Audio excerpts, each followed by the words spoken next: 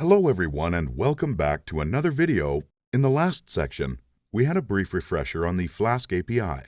We also set up our project file structure and added some boilerplate code. This is the first video of Section 2, Accessing the Database. In this section, we will introduce the Python library SQL Alchemy and Flask SQL Alchemy plugin that makes SQL Alchemy easier to use with Flask. Then we will use SQL Alchemy to create simple SQL queries and create relationships between data. And finally, we will use SQL Alchemy to create some more complex SQL queries. This first video is called Connecting to the Database. In this video specifically, we will cover what SQL Alchemy is and why you should use it in conjunction with Flask. Then we will cover setting up SQL Alchemy to connect to the database of your choosing. So, what is SQL Alchemy? SQL Alchemy is a Python library that allows programmers to create SQL queries Pythonically. To understand this, let's see an example. On the screen, you will see some typical SQL queries. Writing SQL code in Python is rather verbose and requires you to combine two different paradigms of reading information in one code base, one for Python data and one for SQL data. So, what if there is a way for Python to generate SQL code by using normal Python conventions? SQL Alchemy is our answer. The equivalent SQL Alchemy code for these SQL queries is this code. As you can see, this is completely in Python, which makes it much more readable and, in turn, much easier to maintain. But before we can use SQL Alchemy, we have to install it. Using pip, install the Flask SQL Alchemy library with this command. Flask SQL Alchemy is a library that provides a bridge between SQL Alchemy and Flask. It provides some utility functions and allows configuring SQL Alchemy through Flask's configuration system. Depending on the database of your choice, you will also have to install a second library to allow SQL Alchemy to communicate with it. Now, in the app.py file, we have to import the SQL Alchemy module and initialize it. The DB object will act as the connection to our database. We also have to pass the app object to the database object. To connect to the database, SQL Alchemy needs a configuration variable called SQL Alchemy Database URI. So let's add it to our app's configuration object. The value of this configuration variable depends on your database. Now, let's import the database object into the manage.py file so we can debug with it in the future. Awesome! So we have now learned what SQL Alchemy will do for our code, and we have a connection to our database object. In the next video, we will use SQL Alchemy to create representations of our database tables with objects to give an interface to the data. This is going to be video 2 of Section 2, Creating Models. In the previous video, we learned what SQL Alchemy is, and using it, we made a connection object to our database. In this video, we are going to start creating an interface to our data with SQL Alchemy's ORM. So we are going to cover what ORM is and how to use SQL Alchemy's ORM. So what is an ORM, or Object Relational Mapping? Well, when two different systems in a computer need to communicate with each other, it's possible they will have different ways of representing and classifying data. An ORM is a technique that allows the two type systems to communicate by understanding which types in each system are equivalent. In our code, we have Python's type system and our SQL database's type system. SQL Alchemy's ORM will translate these types every time we interact with the database by having our data described by special objects called models. So now we need to create objects to represent the tables in the database. For the sake of simplicity, we are going to put these classes to app.py file. Later, when it's time to modulize our app, we'll create another file, models.py, and put these objects to models.py. So in our app.py file, let's start by creating a class called user, which will abstract a user table. Each object that abstracts a table needs to inherit from db.model. First off, if you're working off an existing database, then you may need to specify the table name parameter to tell SQL Alchemy what table you want to represent. Unless your database structure follows the default table naming conventions in Flask SQL Alchemy, If you do not have database tables set up, then after we define our objects, we will use SQL Alchemy to generate our database structure for us. Each column in the table will be represented by a class variable equal to db.column. db.column takes a parameter that tells SQL what type this column should be. The most common SQL types and their SQL Alchemy types are shown on the screen. So, with this information, we can create a user table with our user object. We are going to need an ID column, a username column, and a password column for now. Our ID column will take an optional parameter primary key to make it as this table's primary key. Username will also take an optional parameter, unique, to tell SQL Alchemy that this column should have a unique index on it. Let's also create the Reaper method to make debugging easier. We won't need a init function because SQL Alchemy has a default one that will serve our purposes. Great! In this video, we learned how to access the database. In the next video, we will learn how to query our user table with our new object.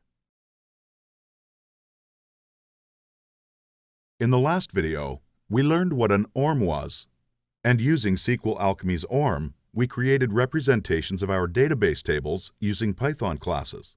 This video will be video 3 of section 2, Accessing Data. In this video, we will look at how to create the basic SQL queries with SQL Alchemy using our model objects. First, open the manage.py shell. Let's begin by writing queries to create rows to our table. To create a new row in the database, just create a new user object. Then, to set the data, you can set the value of the properties.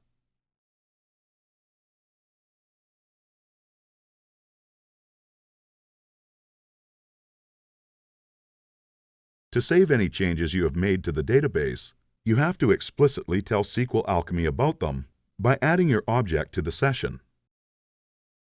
Then, after you have added your new object, run the commit command.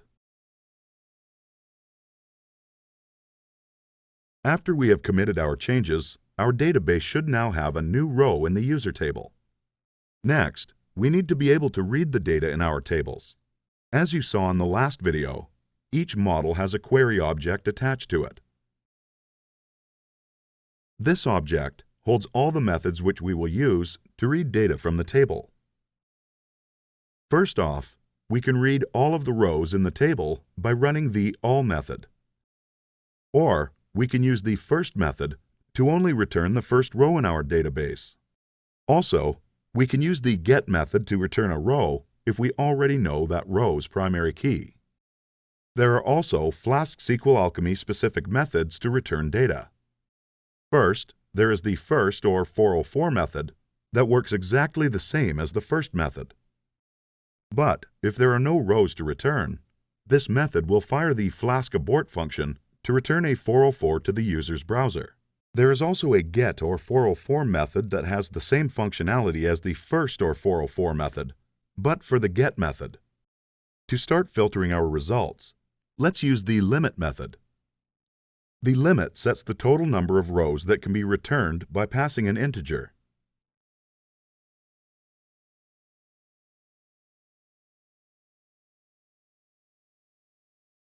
Now, before we execute this query, there is one thing we need to understand about querying in SQL Alchemy. The query object's methods are chainable, which means that each method that filters the query just returns another query object. If we run this query now, we will not get the first 5 rows of the table, but a query object. This allows many filtering methods to be applied to a query at once. To end the chain and return to the data, use either the first method or the all method. So let's add the all method to the previous query to run it. As you can see, we have now returned the first 5 rows. The next method we can use to filter our results is the order by method. The order by method allows you to specify the order of the returned results to be different than the default ascending order of the primary key. The order by method takes a property of our user class as the parameter.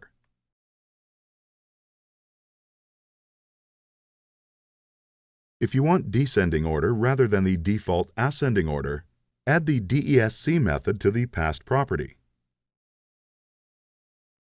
So if we add the order by method to the previous query, we can get the first 5 users in an alphabetical order.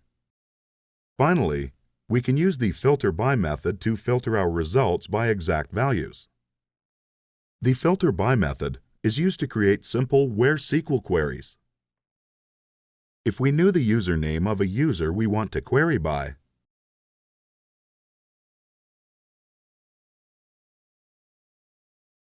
we would pass the username as a keyword argument to the filter by method.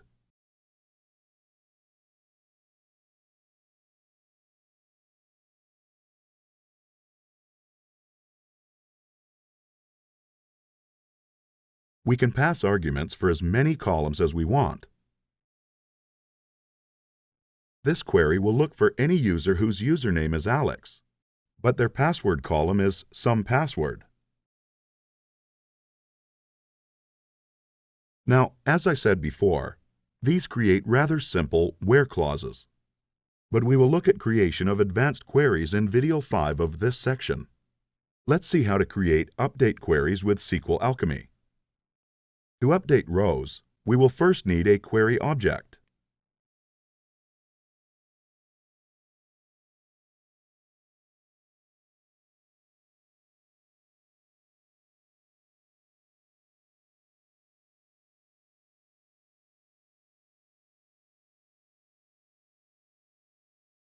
This query will look for any user whose password field is empty. But instead of calling all or first, we will call the update method. The update method will operate on all of the rows returned by the query object. It takes a dictionary as its parameter, with the column names as the key and the desired new value in the row as the value tied to the key. So in this example, every user who doesn't have a password will have their password set to Mastering Flask. Because we have made changes to the database, the commit method needs to be called. The update method already added all the updated rows to be committed. Finally, we will look at how SQL Alchemy can delete rows. To delete a row, simply pass a user object that represents a row in the database to the delete method on the DB object, and then run the commit method.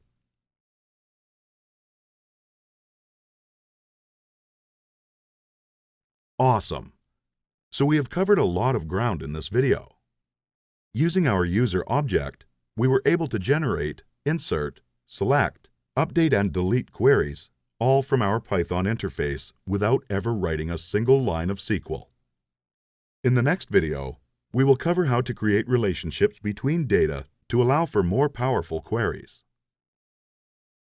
In the last video, we used the model objects to create the basic SQL commands entirely in Python code. This video will be video 4 of section 2, creating and querying one-to-many relationships.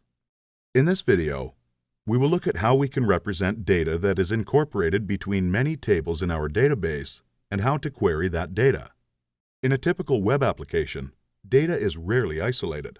Most tables require others to have a useful value. For example, what use would a table holding blog posts be if there was no way to know which user in that table wrote the post? There are 2 main relationship types we will be using in this course: one-to-many and many-to-many. The one-to-many relationship describes a relationship between 2 tables in the database. One table is designated as the parent and the other as the child. As the name implies, in this relationship, there is one parent and many children. Also, each child can only have one parent.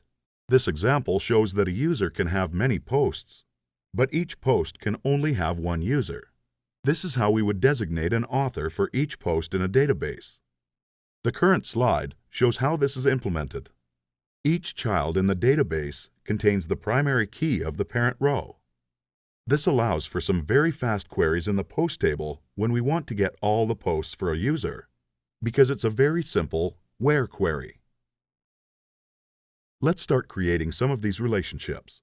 As you can see, I have created more models for our application. These models are built off the knowledge gained in the previous video. I have created a model for actors, a model for movies, a model for posts, a model for tags, and a model for comments.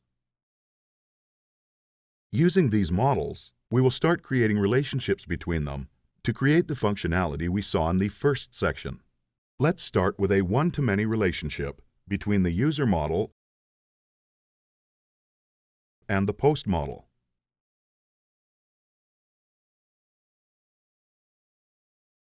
On the post object, we need to add a column called user ID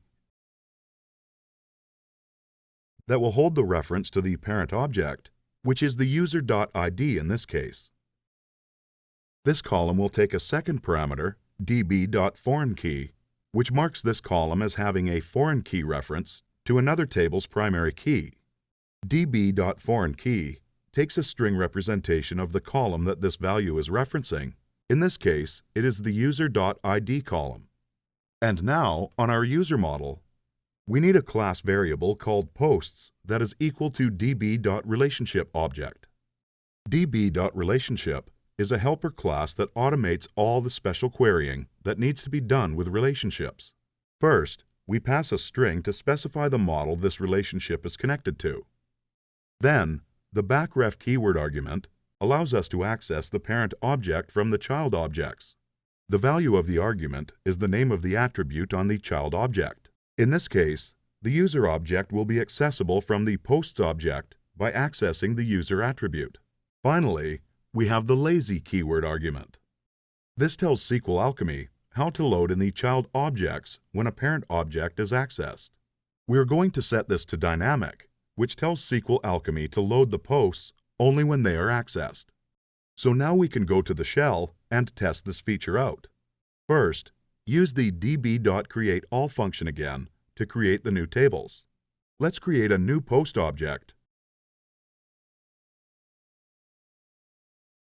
And I'm going to set some of the attributes.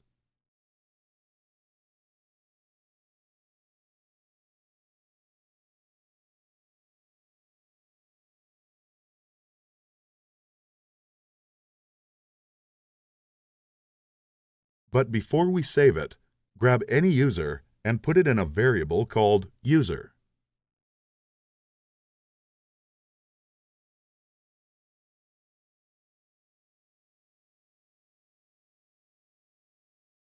There are several ways to set the new post object as a child of the user object. We could manually set the user ID attribute with the ID of the user variable. We could append the post object to the posts attribute of the user variable. Or we could set the user attribute on the post object to be equal to user. All these methods will produce the same result. Add those objects and then commit them.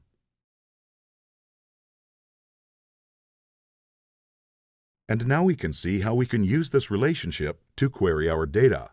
The posts attribute on the user variable is a special SQL Alchemy class that acts like a query object. To get all the posts that are children to this user object, type user.posts.all. Every method from the previous video works on this relationship object, allowing you to filter down the amount of child objects that are returned if there are a lot of them. The relationship object also allows you to treat it like a list in some cases. If we loop over the posts attribute,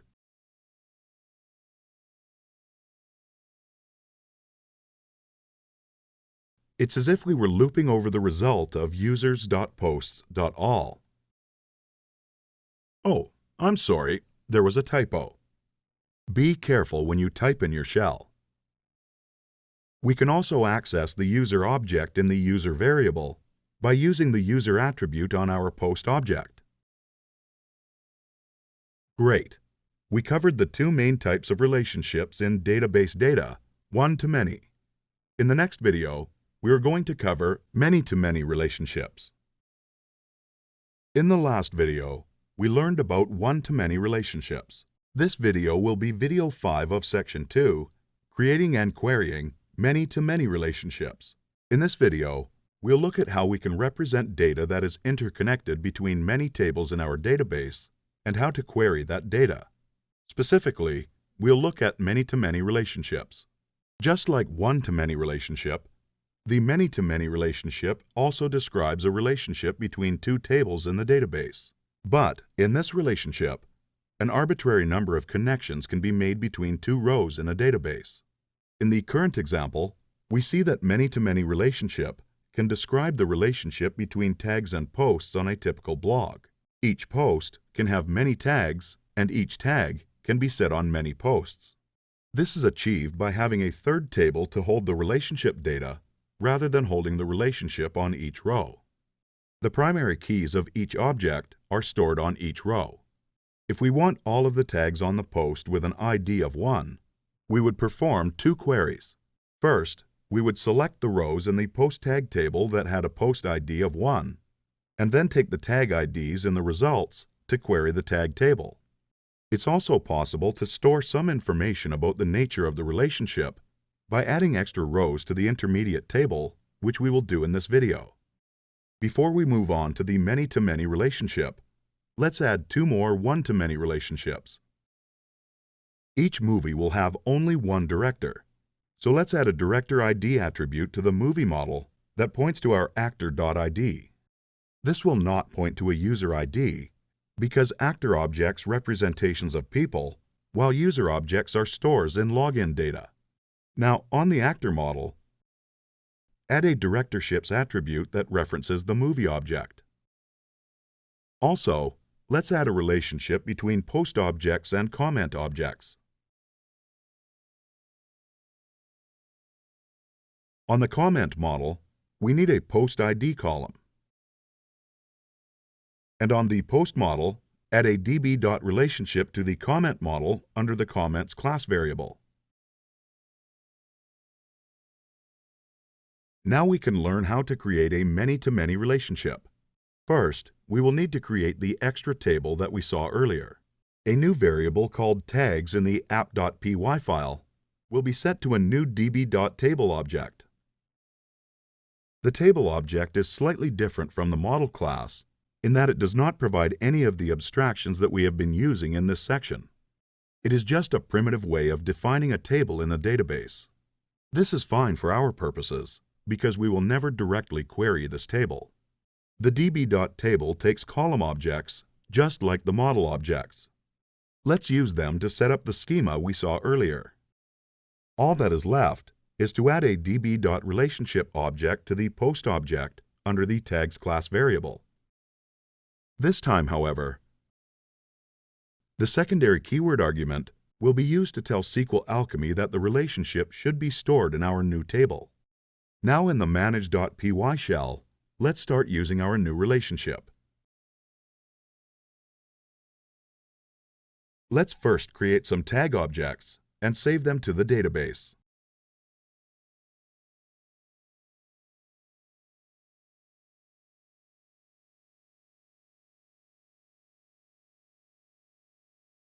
Let's also grab a post object.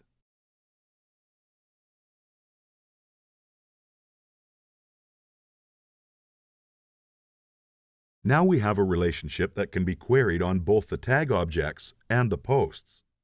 To add tags to posts, append a tags object to the tags attribute of a post.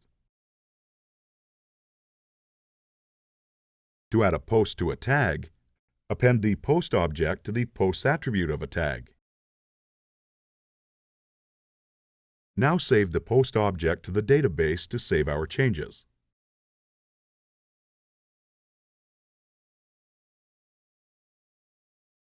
And as you can see, if we access the attributes, they act just like the posts attribute on the user object.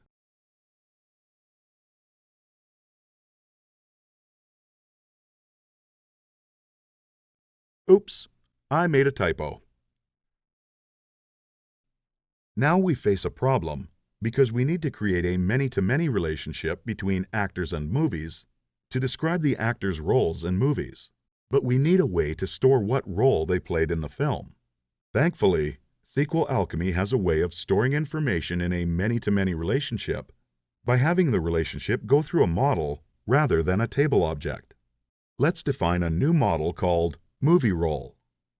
This model will have 3 columns: Actor ID, Movie ID, and Role Name. Role name is just a string to store the name of the role. But Actor ID and Movie ID are both foreign key references. Movie Role will also have a db.relationship object to the movie model under the class variable movie. And finally, on the actor model, we will add a db.relationship to movie role under a class variable called roles. Great! Now we can test out our new relationships. Import the new classes, and let's start by making our movie object's director.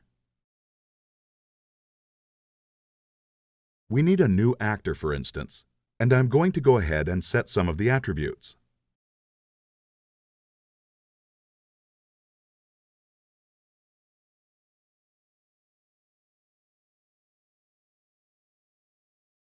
Now we need our movie's star, so let's create another actor instance with some of the data set.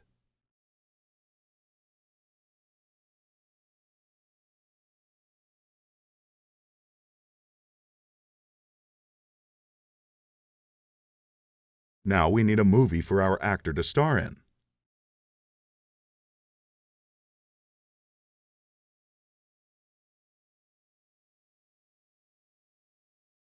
Also, we can easily set the director now. We'll now create a role for the star.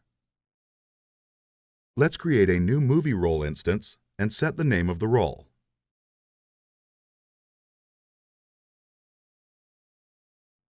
Oh, sorry, it should be role name and not name.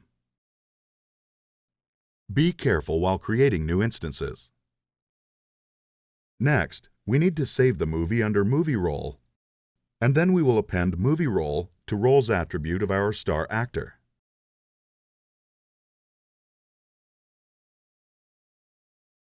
Before we explore our data, we need to save it all to the database.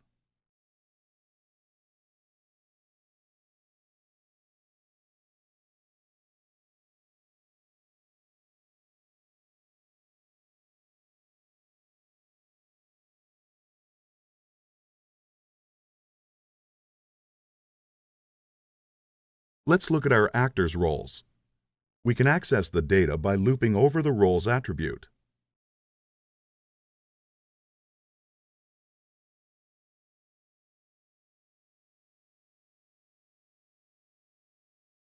Our movie roles attribute are also accessible from the cast attribute of the movie object. Awesome! A lot was covered in this video. We covered the second main type of relationships, many-to-many. In the next video, we're going to cover some more advanced queries to really filter down our results. In our last video, we went over various ways of representing relationships between rows of data in our database and how to query them. This will be video 6 of section 2, Advanced Queries. In this video, we will go over some of the more advanced ways to filter down the results of your queries using where clauses. Also, we will cover how to use SQL's aggregation functions in SQL Alchemy. Before we dive straight into the main content of this video, we have to understand something about Flask SQL Alchemy.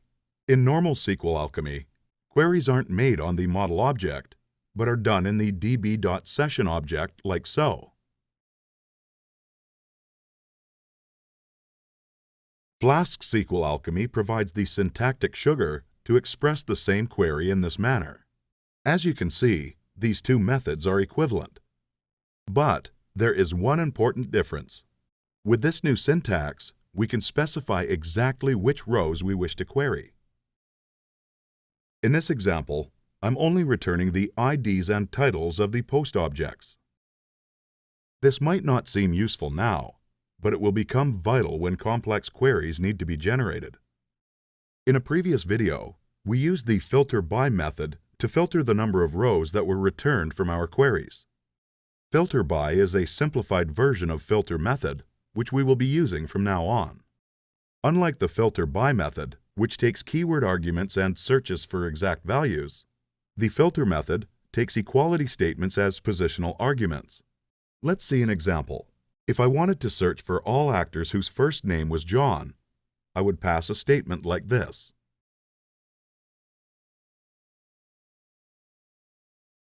As you can see, it's exactly like an equality you would use in an if statement. This also works for the not equal test.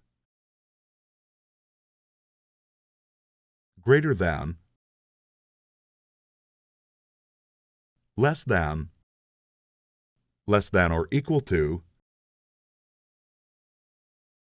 and greater than or equal to tests. Using the equal sign, you can also test for null values by passing none. Testing for not null can be done the same way by using not equal to. Note that while normally you would use is none and is not none, when writing conditions in filter method, you have to use equal to none and not equal to none. As you can see, these results are not quite what we want. The filter method can take an arbitrary number of these tests. Every test will be passed to the where clause with an AND logical operator. Let's create a query that returns every actor that was born after 1980 and is still alive.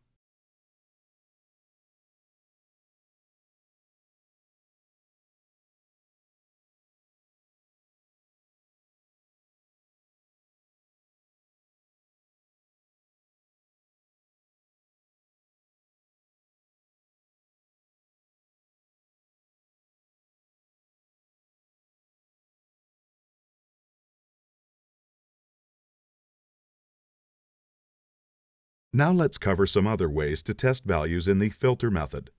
The like method creates a like clause and is used for looking for values inside strings.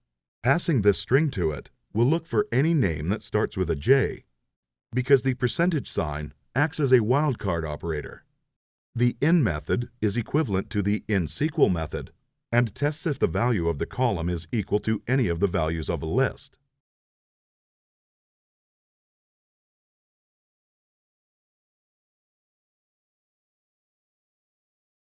The in method can also take a query object to create a subquery. Note that we do not call the all method and that we need to use an alternate syntax to only return the column we want. The in method can be turned into a not in method by prepending the tilde character to the front of the test.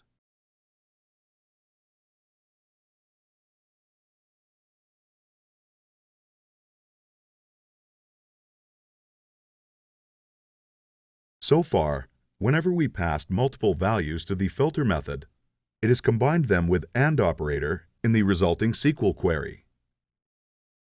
If we wanted to use the OR operator,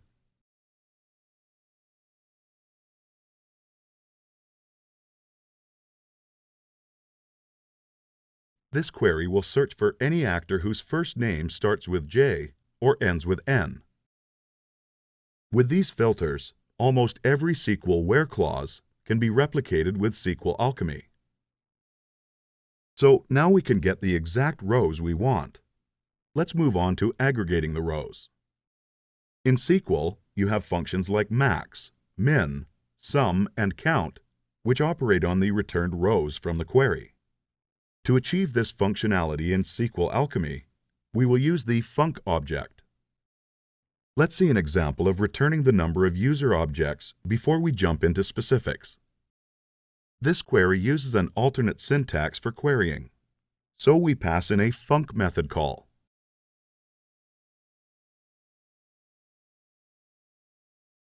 The func object acts as a generator for representing functions in SQL queries. To understand this, let's run the last query. But instead of count function, let's use a function that does not actually exist.